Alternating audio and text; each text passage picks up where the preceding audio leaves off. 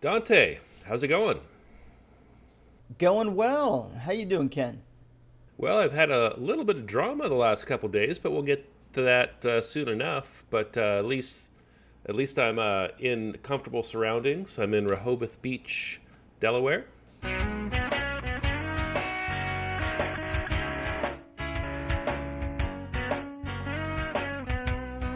Wanna be cool. I don't ever wanna be man. The only thing that always seems to bum me. Now, let me jump into something because I'm kind of curious about what is going on with your car. What's going on with the car? Right. Not So, not not the convertible that you're driving cross country, your other car. yeah, the last 2 days I have been dealing with a stolen car. My car in San Francisco has been stolen. Ouch. Yeah. Now the good, like you say, the good news is my car in Delaware, that has not been stolen. No, no. That's That still would be much that would that'd be that would much be worse. problematic. But is there a happy ending with your car getting stolen story? Is there a happy ending? Well, we don't even I haven't even said the beginning of the stolen car story. Tell me the beginning. Start from the beginning. So, in San Francisco, I don't know if people are familiar or not, but just like you can order an Uber or a Lyft, and somebody drives to your house or wherever you are, and you get in the car and they drive you somewhere. So there's another app, another business that you can put on your phone, and instead of somebody Yeah. driving to you and you getting in their car, they can rent the car entirely.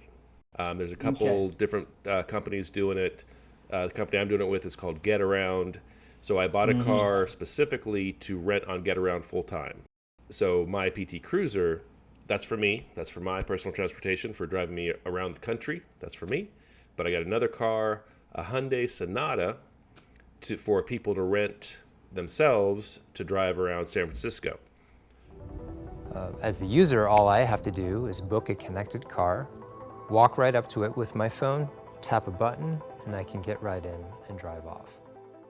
When the car is locked, also the engine is disabled. So you could break into the car, get the Oh. get the key, turn the ignition to drive away, but it will not start. The engine Oh. is just dead because there's a signal sent to the engine to not start. So you've got to unlock it through the app for the engine to start, and then you can drive it away. So Okay. a couple days ago, that the last renter returned it, locked the car, everything's cool. So let me interrupt for a Yeah, minute. Sounds like foolproof system. It'd be impossible for anybody to steal your car. But exactly. That's why I'm on the system. They took care of everything. So why wouldn't you do it? It's they got all the bases covered. So the person returned the car, locked the car, everything's great. A couple days later, there's a new reservation.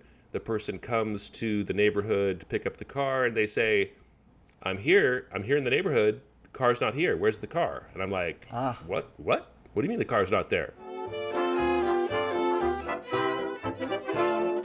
So I get on the app, and yeah, the car's like 5 miles away in Lake Merced, south, near the border of San Francisco by the San Francisco State University, my alma mater.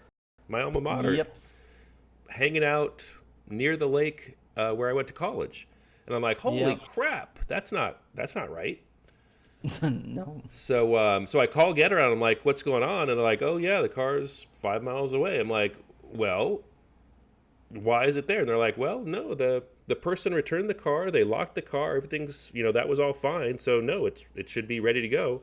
I'm like, no, someone drove it away. They drove it to Lake Merced. So yeah, we got a problem. So I've got a problem. They've got a problem. Everyone's got a problem.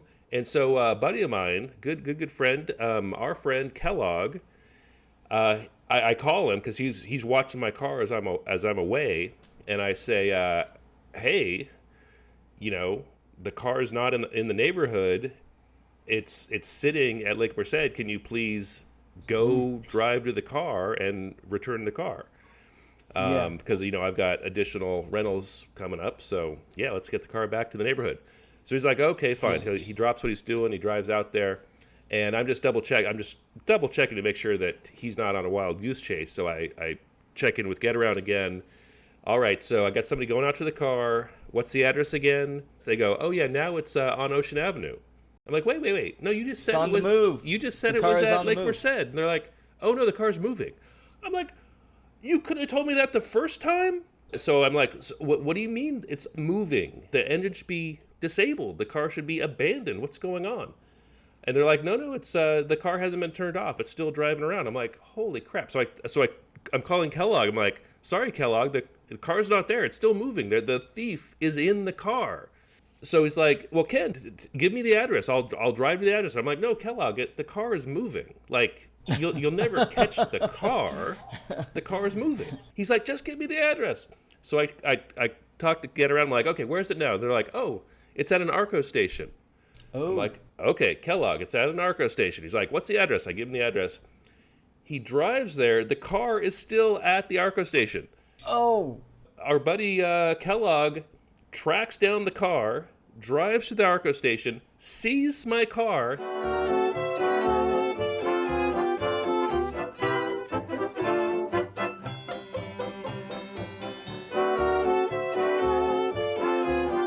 Sees the thief in my car.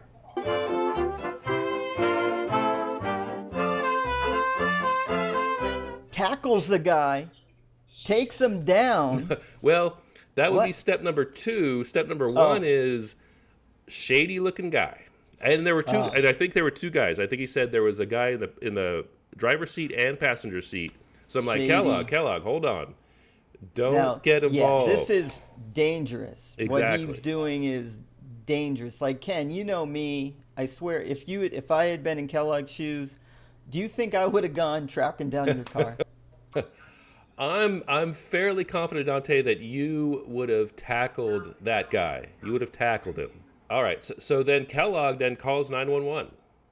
All right. Yeah. I've got car stolen. I'm with the thieves, the perpetrators. I'm here at the Arco station. When can someone come? And the dispatcher's like, is there a police report? He's like, no, we just found out the car is just driven away. Here, it's here right now. So somebody who does not own the car has stolen the car. And they're like, well, no, there's got to be a police report before we can do anything. And Kyle's like, Wow. Kendrick, you got to call San Francisco. You got to do the police report right now. I've got a cop on the phone. He's going to do something if you get the police report. I'm like, Kellogg, I'm on the East Coast. It's like 9 p.m., 10 p.m. He's like, well, it's not that late here. So anyway, so I call San Francisco. Okay, go ahead. Call San Francisco. Hey, I'd like to report a stolen car. They're like, oh, what jurisdiction? Where was it stolen? Oh, San Francisco. Okay, what you need to do is come into the police station. Yeah, but I'm not in California. I'm traveling. I'm actually on the East Coast. Oh, well, what you can do is go to any local police station. They can do like a courtesy report. We got to get the information into the national database. We can't do that. You got to come into our station for us to do that. But if you go to another local jurisdiction, they can take the report, put it on a courtesy report, and put it onto the database. So I'm like, holy crap. And so I tell Kellogg, I'm supposed to go into a local jurisdiction that's like 10 p.m. It's a sleepy beach town. I mean, I don't know what's going to go on. He said, Ken, go to the police station, file the report. So I'm like, all right. Can I ask one quick question? Yeah. The cars at the Arco station, are they just getting gas or? Well, no, they're just sitting there. Now, so Kellogg, he drives in, he sees the car, he sees the license plate, he sees the drivers, but the driver looks at him. So he's like, oh. And so he has to kind of like keep moving. And so he parks like a block away. So he doesn't have full visual contact. Yeah. But he can tell whether they're still there or not. And so they were there for at least a half hour. I mean, at this point, it's a half hour. And so I go to the Rehoboth Beach Police Department. I knock on the door. There, it is open. 10 p.m. It is open. There's a guy there. I'm like, "Hi, I'd like to report a stolen car." He's like, "Okay, great." I'm like, "Well, the issue is it's not here in Rehoboth Beach. It's in San Francisco."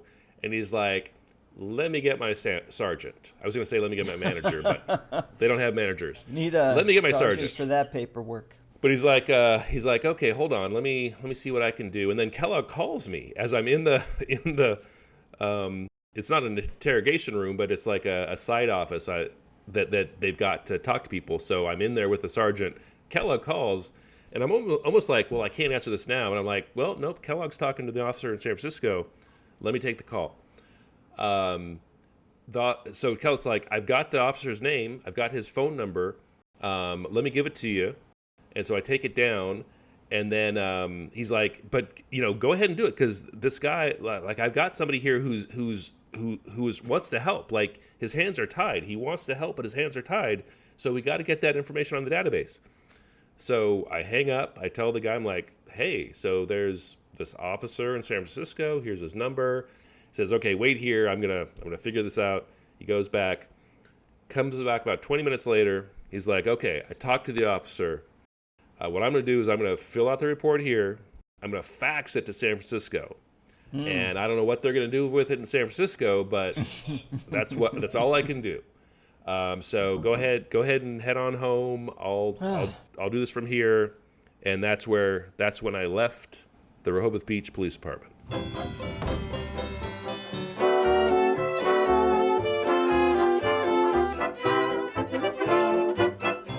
Wheels are turning. That's all I know. He's like, "Okay, I've been here an hour.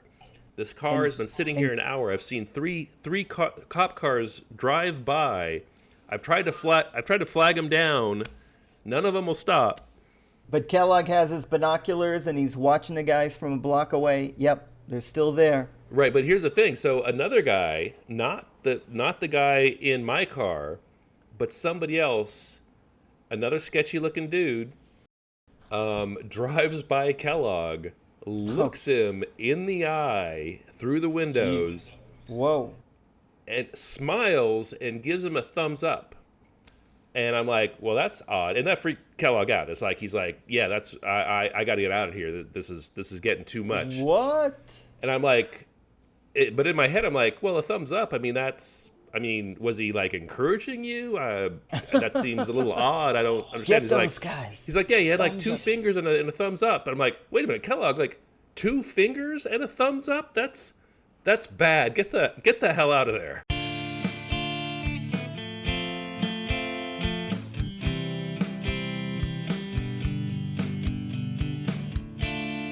Back when I stole cars, youthful indiscretion, I didn't know just how far I would fall. Back when I stole cars, I knew it just a matter of time. I was falling, and I had no one. Then you came along,